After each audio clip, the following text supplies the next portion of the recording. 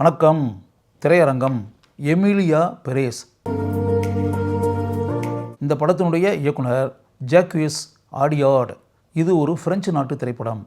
இந்த திரைப்படம் ஆங்கிலம், ஸ்பானிஷ் மொழிகளில் உரையாடல்களை கொண்டது. சமீபத்தில் ஆஸ்கார் விருது, அகாடமி விருது அறிவிக்கப்பட்டு அதில் இந்த திரைப்படத்திற்கு 2 விருதுகள் கிடைத்திருக்கின்றன. ஒரு விருது சிறந்த சப்போர்ட்டிங் ஆக்ட்ரஸ் அப்படின்ற சிறந்த துணை நடிகை அப்படின்ற விருது இந்த திரைப்படத்திற்கு கிடைத்திருக்கிறது.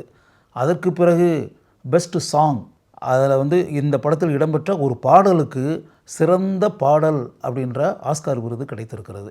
போரிஸ் ரேசான் என்ற எழுத்தாளர் 2018ஆம் ஆண்டு எக்கவுட் என்ற பெயரில் எழுதிய பிரெஞ்சு நாவலை அடிப்படையாக வைத்து எடுக்கப்பட்டிருக்கக்கூடிய திரைப்படம் இது. ரீட்டா மோரா காஸ்ட்ரோ என்ற பெயரில் உள்ள வக்கீலாக பணிபுரியக்கூடிய இளம்பெண்ணை மையமாக வைத்து இந்த திரைப்படம் உருவாக்கப்பட்டிருக்கிறது. அந்த கருப்பின பெண் வாழ்க்கையில் பல சிக்கல்களுடன் தன்னுடைய வாழ்க்கையை நடத்தி கொண்டிருக்கிறாள்.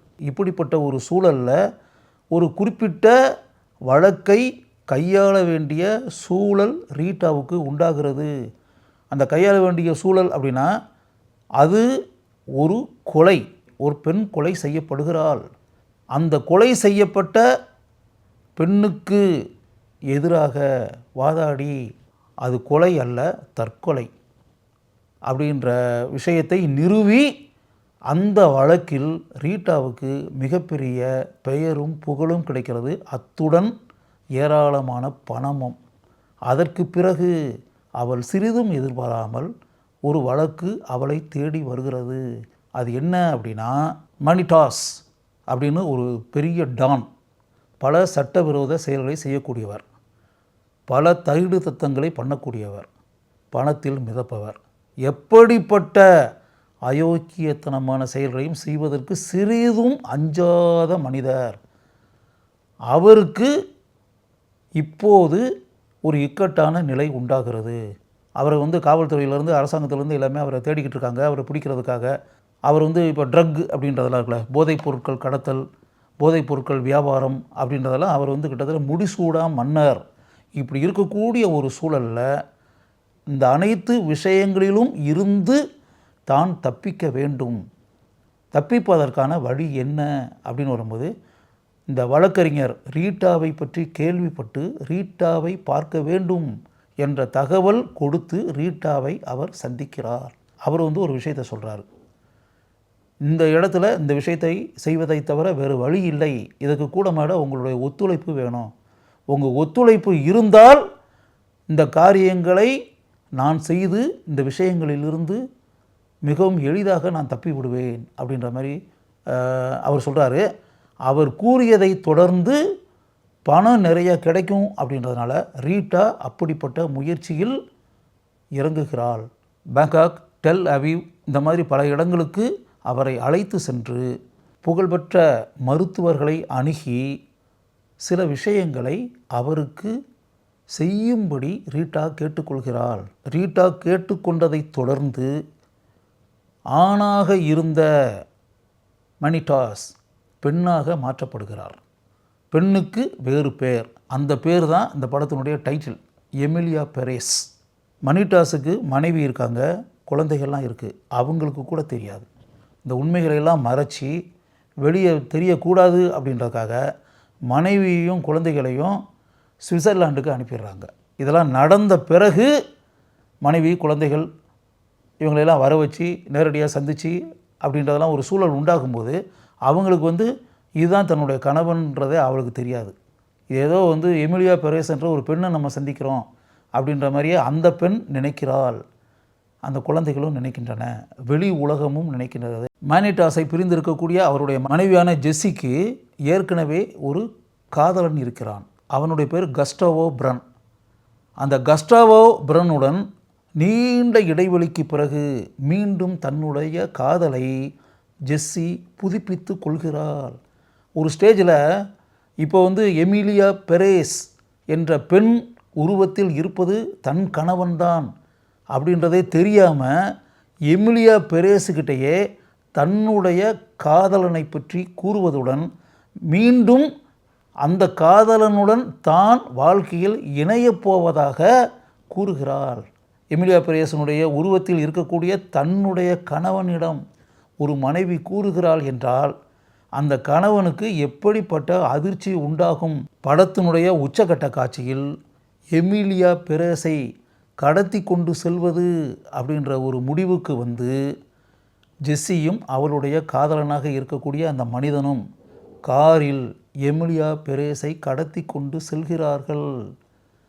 அப்படி கடத்திக்கிட்டு போகக்கூடிய அந்த சூழலில் உண்மை என்ன என்பது அவளுக்கு தெரிய வருகிறது ஜெஸ்ஸிக்கு. அப்போ பெண் வேடத்தில் இருப்பவர் தன்னுடைய கணவனான மணிடாஸ் அப்படின்ற விஷயத்தை தெரிந்தவுடன் அவள் அதிர்ச்சி அடைகிறாள். அதற்கு பிறகு தன் கணவனுக்கு எப்படிப்பட்ட ஆபத்தான நிலையும் உண்டாகிவிடக்கூடாது என்பதற்காக தன்னுடைய காதலனாக இருக்கக்கூடிய அந்த மனிதனிடம் சில விஷயங்களை செய்யக்கூடாது, உடனே நிறுத்து அப்படின்னு அவன் சத்தம் போட்டு சொல்கிறா. ஆனால் அவன் எதையுமே காதில் வாங்கி கொள்ளவே இல்லை. வேகமாக காரில் பயணிக்கிறான். அந்த 3 பேருமே அந்த காரில் இருக்கிறாங்க. அந்த கார் விபத்துக்கு உள்ளாகிறது. 3 பேருமே இந்த உலகத்தை விட்டு நீங்குகிறார்கள்.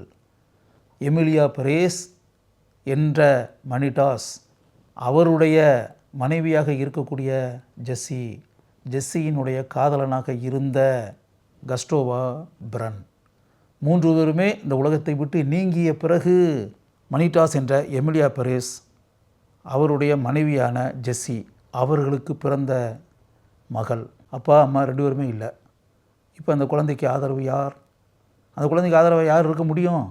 படத்தினுடைய ஆரம்பத்திலிருந்து வழக்கறிஞராக இருக்கக்கூடிய மணிடாஸினுடைய வாழ்க்கையில், எமிலி பெரேஸினுடைய வாழ்க்கையில் மிக முக்கிய பங்கு வகித்த ரீட்டா மோரா காஸ்ட்ரோ, அந்த இளம்பெண், அந்த இளம் வக்கீல், அவங்க தானே ஆதரவாக இருக்க முடியும்.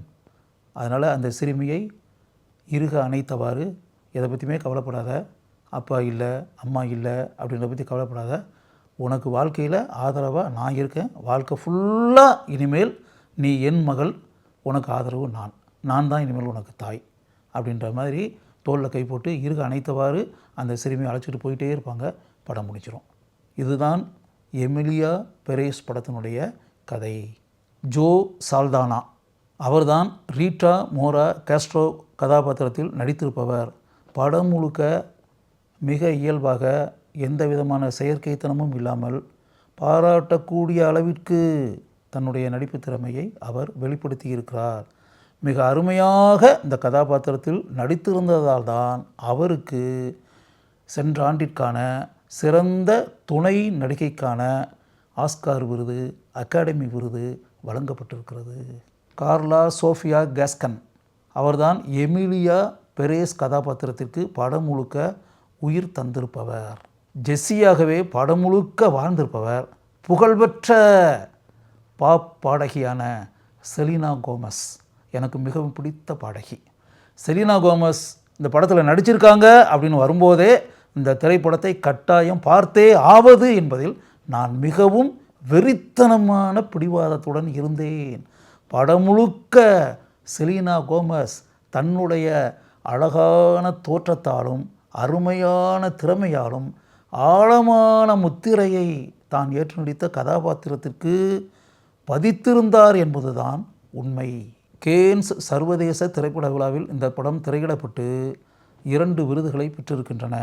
ஒரு விருது சிறந்த ஜூரி விருது, நடுவர்களுக்கான விருது சிறந்த திரைப்படம், அந்த விருது கிடைச்சிருக்கு.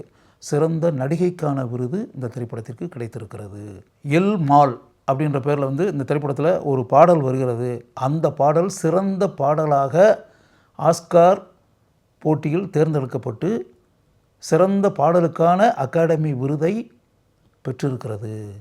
எமிலியா பெரேஸ் திரைப்படம் 4 கோல்டன் குளோப் விருதுகளையும் 2 பாஃப்டா விருதுகளையும் பெற்றிருக்கிறது. அதனால் இந்த திரைப்படத்தை சிறிதும் தவறாமல் கட்டாயம் நீங்கள் பார்க்க வேண்டும் என்பதற்காகவே எமிலியா பெரேஸ் திரைப்படத்தை பற்றி இங்கு நான் கூறுகிறேன்.